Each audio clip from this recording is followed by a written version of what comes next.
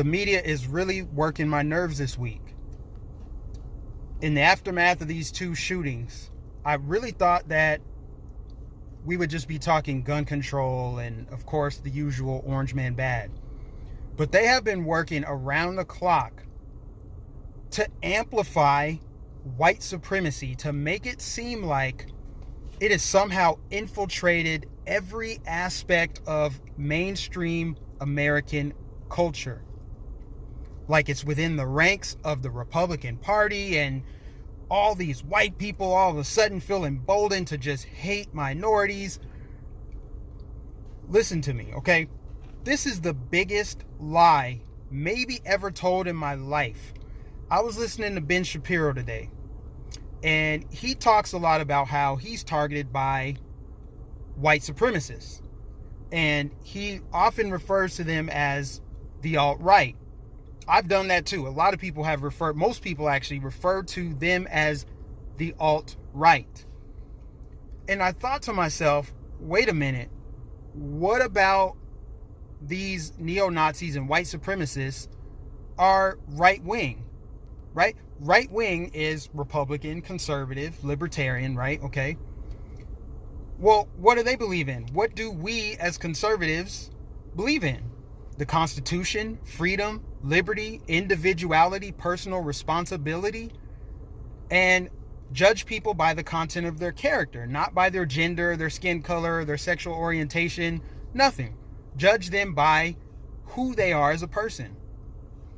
So when you think about what these neo-Nazis and white supremacists believe in, what part of that is conservative? What part of that can be linked with right-wing ideology whatsoever? Richard Spencer wants socialism for white people. He is on record saying he doesn't agree with the Constitution and the founding of the country. He thinks it's flawed. He believes in the welfare state. So what about that is conservative or right-wing or Republican? I'm failing to see the comparison. Neo-Nazis believe in a white-only society, a society that's collective, consisting of race-based group identity. That, to me, sounds more like a left-wing belief. Both of those, actually. That all sounds like left-wing. But here's the thing. I don't want to make it a left-right thing. These people hold beliefs and ideologies that exist outside of the mainstream. They are on the fringe of society, which is where they belong. Now, do I think they should be censored? No, because the fact of the matter is, when you censor somebody and try to silence their voice, all you do is drive them underground and radicalize them even more. But you have this weird idea on the left with these social media companies where they think that, oh, if we just censor them and make sure they can't have Twitter and Instagram and all that, that gets rid of the problem. It's like that's what toddlers do. Toddlers will close their eyes and cover their eyes when they're scared because they think if they close their eyes, the threat is gone. No.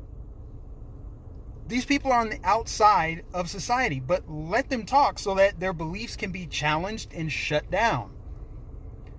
You know, if their ideas were popular, they would be mainstream. But the truth of the matter is, they're not.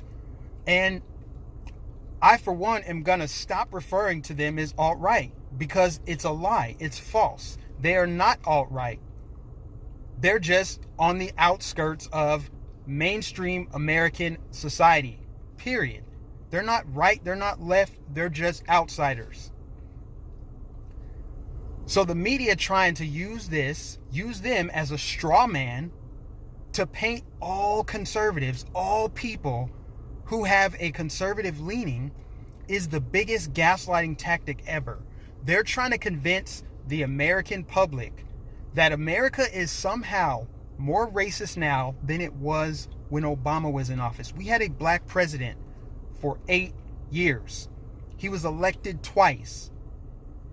9 million people, at least 9 million people who voted for Obama also voted for Trump. And they're out there telling everybody, looking in the camera, dead into the camera with a straight face, saying all Trump supporters are racist and they support the killing and the extermination of brown and black people.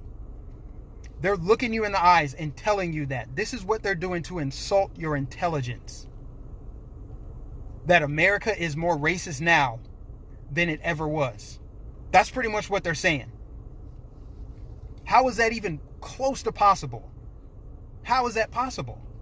That America could elect a black president twice. He won the state of Florida, right? But because Andrew Gillum lost the state of Florida, oh, it's because of racism. You know what's funny about that? John James, black guy, ran for a Senate seat in the midterms in Michigan, lost to a white person. I didn't hear anybody say, oh, that was because racism and white supremacy and voter suppression. But when it comes to Stacey Abrams in Georgia and Andrew Gillum in Florida, they say, oh yeah, it's about racism and voter suppression, and these southern states are too backwards and bigoted to go with a white or a black governor. But not when John James loses. It's funny how that works, huh? When it's a Republican black person and they lose an election, they act like it didn't even happen. What? I didn't even know a black guy was running.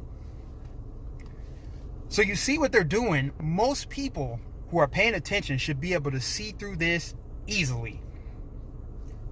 They're using the fringe, minority, statistically irrelevant people in our society who do not share beliefs or ideologies with conservatives or people on the right. And they're using it as a straw man to say, look, forcing illegal immigration, enforcing that means that, you know, they're in line, they're in lockstep with Richard Spencer and all these neo-Nazis and white supremacists. They're using it as a straw man. You should be able to see through that so easily, man. Here's the truth of the matter. Most people in this country are not racist. That's what gaslighting is. When they can convince you another reality exists than the one you experience every day. Think about everybody you encounter on a daily basis. Whites, blacks, Asians, everybody. You see them at the store, you see them at the gas station, the movie theater, Hobby Lobby, wherever you're going. You see them in traffic. And what do? They're minding their own business. They're leaving you alone. You want to be left alone. You're just trying to live your life. Who is the last person you saw walking around saying Hail Hitler? Or dressed up with wearing swastikas and stuff? They're making it sound like this is Europe in the 30s. Or the early 1900s here. Like, oh, there's real Klansmen walking around. They're in your apartment complex. They're in your neighborhood. They could be delivering your mail. They hold all these positions of power. You mean the same people who can barely have Twitter and Facebook accounts? I'm supposed to be afraid of them? What does that say about what they think of the intelligence of American people? It's so arrogant. It's so elitist and narcissistic what they're doing. Like, oh yeah, the reason why Hillary Clinton didn't win is because, black people were turned away at the booth. And there was voter suppression. It couldn't be that Hillary sucked as a candidate. She was trash. It couldn't be that. It's, oh, black people just couldn't get to the booth to vote for her. Man, these people are on something else. I'll tell you what. But I will not sit here and let the dishonest, disloyal, unethical media continue reporting narratives instead of news in order to tar and feather conservatives and Republicans like they've been doing for decades. We got to put a stop to it. And the only way we can do it is by speaking up and challenging it, saying, what about these people, Richard Spencer and the rest, is right wing? If anything, what they believe is left wing. But let's just say that they're not a part of this conversation. We're not going to let that happen anymore. You know, this has gone way beyond imagination. So I just want to speak on that. You know, don't let anybody say alt-right, because the alt-right doesn't exist. These are just people who believe in race-based identitarian policy positions that is not conservative. That's all I had to say.